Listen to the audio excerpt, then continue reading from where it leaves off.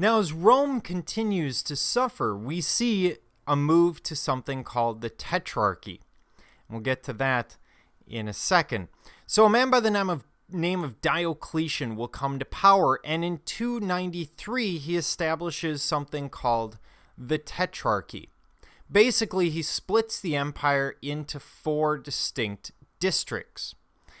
And each of these districts is ruled over by a separate emperor, either junior emperor or a senior emperor. The senior emperors are known as Augustus of the East and Augustus of the West. The more junior emperors are known as Caesar of the East and Caesar of the West. No news on whether or not they invented a salad at the time. And this is tricky because the idea is that you should have 4 equal partners in all of this. But as we know, sharing that kind of power frequently doesn't work. But artistically, what they do is they create this sculpture, this portrait of the 4 Tetrarchs, which I'm showing off on the left, and then we see it on the right. And the 4 Tetrarchs are these 4 Caesars. Today it's in Venice, Italy. And we see the quality of sculpture really has declined dramatically. The senior Augustuses and the junior Caesars are pretty much, as you see, identical. The only thing separating them is facial hair. The Augustuses have facial hair, the Caesars do not.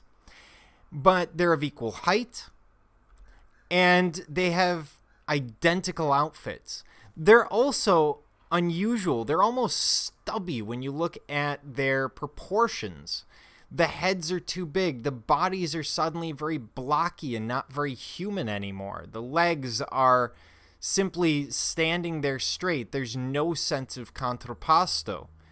We know that there are better artists in the world, but they aren't working for the Romans at this point because things have become unstable. Even though the fall of Rome won't happen for another 170 years, it's still apparent that things are definitely on the decline.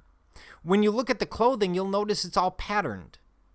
When you look at, for example, the drapery or how this cloak drapes on each figure, you'll notice that it's identical in every case, and it's simply an issue of repeating the same line over and over again. They're not really looking at models. They're not looking at human beings anymore. So it's as if we've dropped back to archaic Greece or earlier in terms of the style and in terms of their artistic ability. They're also deadpan. There's absolutely no sense of emotion on these faces whatsoever.